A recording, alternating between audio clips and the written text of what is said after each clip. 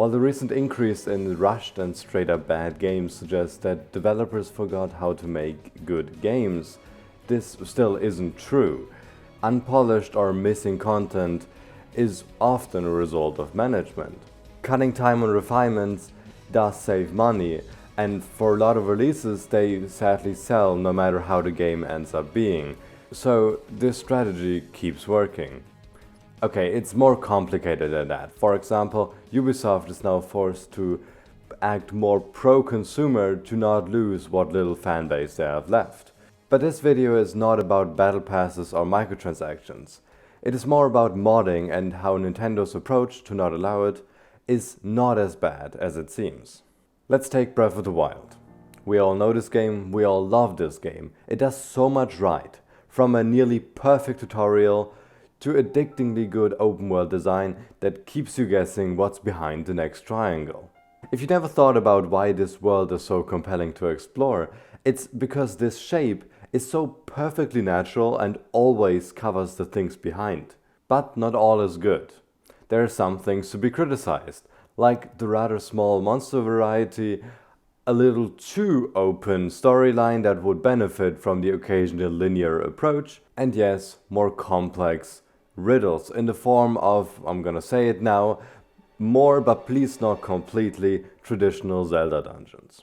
Most of you are probably now thinking that the worst thing about the game I forgot to mention is that weapons break. But please stop. If the weapons wouldn't break, it would delete the whole purpose of fighting monsters and partly exploring itself. Your weapon breaking is to encourage you to find new areas, new ways to fight, and to really embrace your biggest utility, the whole world. And it is so clear that this is the game design intent. Breath of the Wild just is the beginning of this idea. The world offers so many options to solve one problem at any time. And if you don't believe me, let's look at this enemy encounter on the Great Plateau. With a sword, you can run in and hit them. But you could also notice that they are next to some explosives. So what you can do is to ignite it, gaining an advantage over the enemy. For igniting you have multiple options. You can use your fire and bomb arrows, your own bombs, you can throw a weapon at it. Heck, you can even roll this boulder on the explosives. Anything that hits hard enough will result in it going boom. Simple as that. You can also sneak on them, shoot them, and so on. You're probably thinking about one or two other ways you could tackle that right now. That's good. Tears of the Kingdom as the direct sequel does increase on those options further. Link basically is God here. Build a tank that shoots the enemies for you. Grab a tree, let it fall on them. Rise into the sky and then drop everything you have on them as well.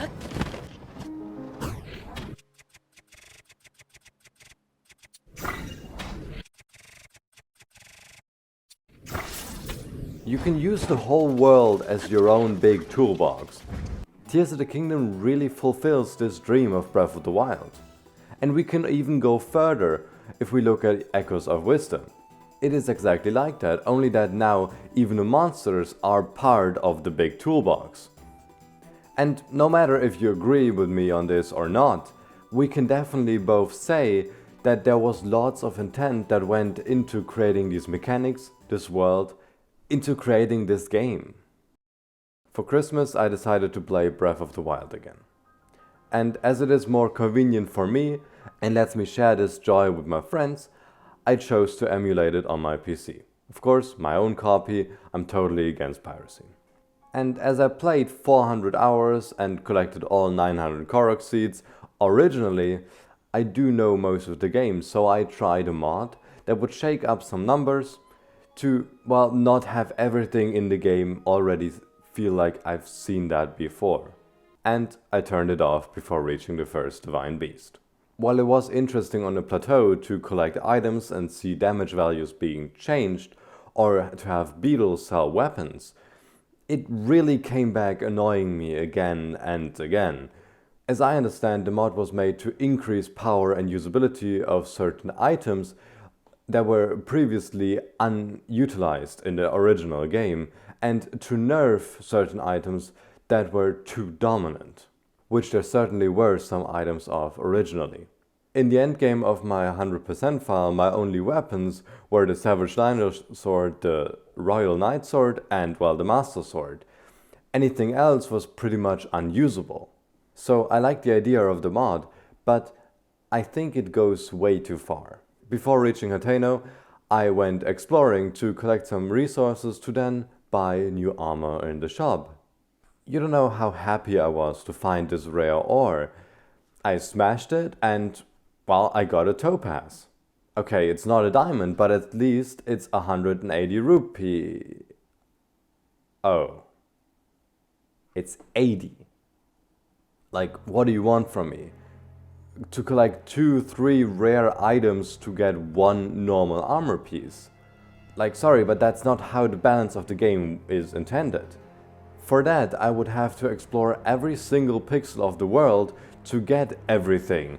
And that's not how the game is supposed to play. Look at the 459 useless Korok seeds.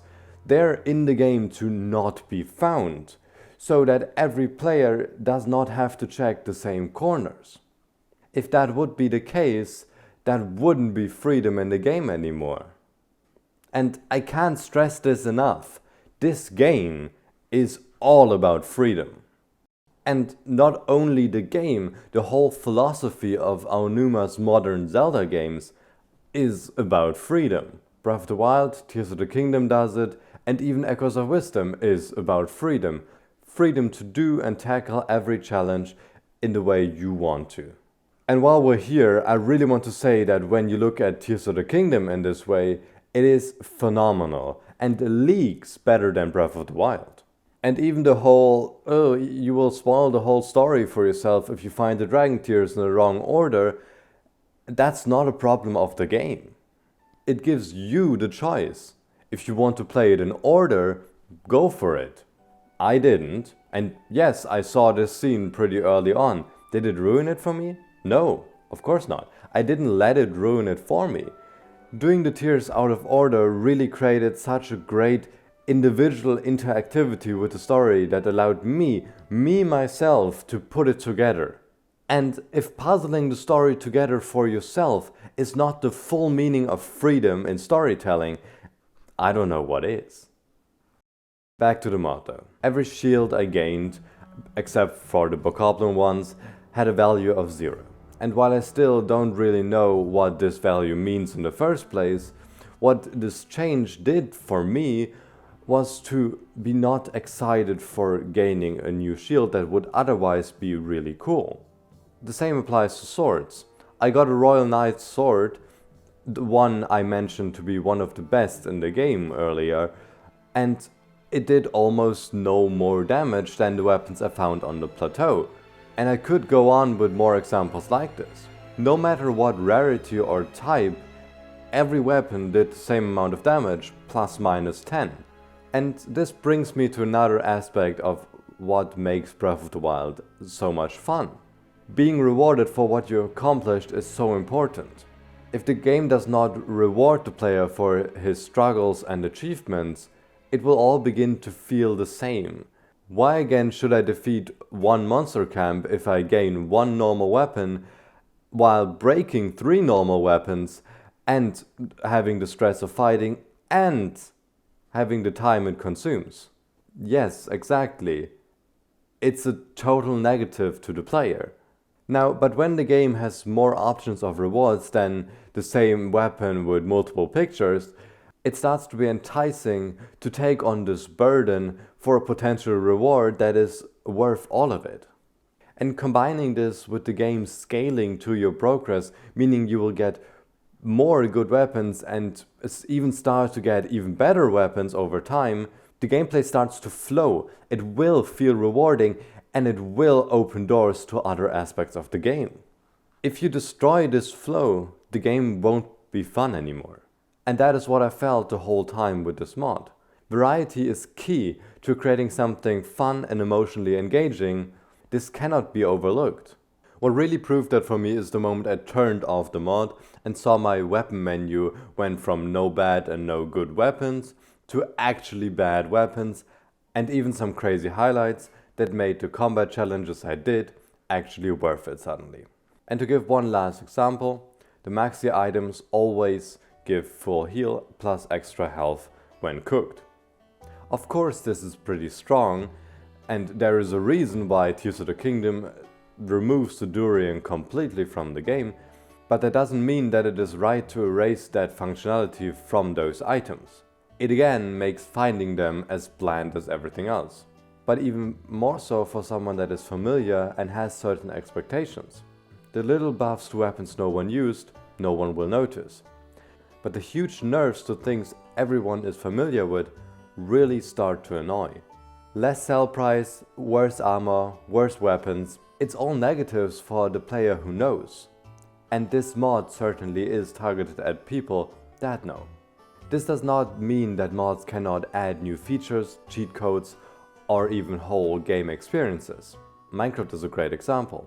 There are mod packs out there that change the game completely to automation, fantasy exploration, or honestly, whatever you want. It is really cool, but when you touch a game and modify it, you always have to make sure you understand what makes the game fun. And when you change something fun to not fun, make sure to put something in place that is fun instead. The player wants to feel something, and even in a dark setting like Elden Ring, where you probably wouldn't call the challenges fun as you would say they are in Mario, it is amazing at building up so much pressure onto the player that when overcoming a challenge, the release is so satisfying that he will go on to find the next challenge. So while this cannot be taught to every modder and not every mod's intention works in this, I would say that the approach to not allowing mods is a good one. To protect the intent of the developers, because as the title states, the developers are not stupid. I will go back to playing Breath of the Wild now, finally having fun exploring again. But what do you play this December to calm down? Make sure to let me know in the comments below, and if you liked the video, consider subscribing and liking the video. See ya.